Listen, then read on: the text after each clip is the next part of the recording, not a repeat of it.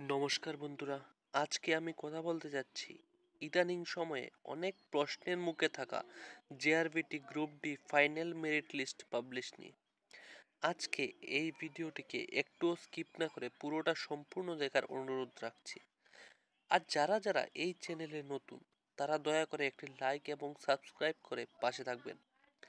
আজ আলোচনার প্রধান বিষয় জেআরবিটি। 2020 সালে জেআরবিটি তাদের অফিসিয়াল ওয়েবসাইটে নোটিফিকেশন প্রকাশ করেছিল অনেকগুলো পোস্টে, প্রায় 4910টি পোস্টে খালি ছিল তাদের, যার মধ্যে গ্রুপ সি পোস্ট ছিল 2410 এবং গ্রুপ ডি ছিল প্রায় 2500। কিন্তু যখন পরীক্ষা নেওয়া হয় 2021 এবং ফাইনাল মেরিট লিস্ট পাবলিশ করে জেআরবিটি গ্রুপ সি, সেখানে মাত্র 1900 মতো ক্যান্ডিডেট পূরণ করা হয়, আরও অনেকটাই খালি থেকে যায় শূন্য পদ। আর অন্যদিকে আসি গ্রুপ ডি এর কথায়, তাদের ফাইনাল মেরিট লিস্ট এখনো পাবলিশই করা হয়নি। একটি রিক্রুটমেন্ট প্রসেস করতে 5 বছর সময় লেগে যায়, সেটাই আজব ব্যাপার। এর ফলস্বরূপ বেকার ক্রমশ বৃদ্ধিই পাচ্ছে ত্রিপুরায়। আপনারা নিজেরাই রিলেট করতে পারবেন নিজেকে। একটি পরীক্ষার জন্য স্টুডেন্টরা অক্লান্ত পরিশ্রম করে থাকে। আপনারা নিজেরা নিজের 100% দিয়ে সেই পরীক্ষায় যখন সফল হবেন, তারপরও বছরের পর বছর বিনা আপডেটে আপনারা বসে থাকবেন, তখন নিজেদেরই কেমন লাগবে, নিজের উপরে রাগ উঠতে শুরু করবে। এই দীর্ঘ বিলম্বের ফলে বেকার ভাই বোনদের ভবিষ্যৎ ও আর্থিক সংকটও দেখা দিচ্ছে ধীরে ধীরে। কিন্তু আলটিমেটলি এই বিলম্বের কারণ কি?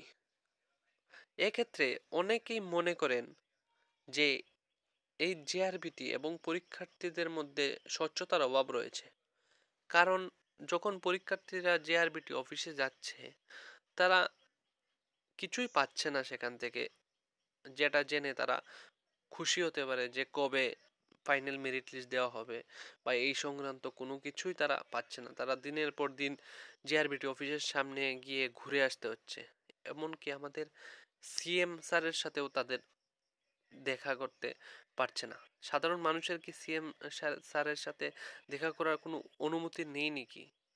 এতদিন পরও তারা তাদের ন্যায্য বিচার পাচ্ছে না, তাদের ফাইনাল মেরিট লিস্ট প্রকাশ।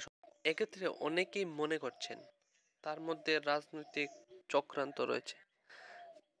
এই চাকরির মধ্যে তো আর নেতা মন্ত্রীর ছেলেমেয়েরা নেই, তাই তাদের এই চাকরি নিয়ে মাথা ব্যথাও নেই। জেআরবিটি গ্রুপ ডিতে আছে শুধুমাত্র মধ্যবিত্ত ঘরের ছেলেমেয়েরা, যারা শুধু একটু স্টেবল জব পাওয়ার আশায় বছরের পর বছর অপেক্ষা করে যাচ্ছে। 5টি বছর ধরে তারা অপেক্ষা করছে। তাদের অপেক্ষা কি লাঘব হবে, নাকি আরও তাদের অপেক্ষাই করতে হবে?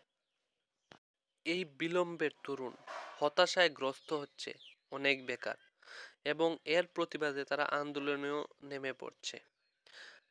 তারা পরীক্ষায় পাস আউট হয়েছে, কিন্তু তাদের যে ফাইনাল মেরিট লিস্ট দেওয়ার কথা সেটাই দেওয়া হচ্ছে না।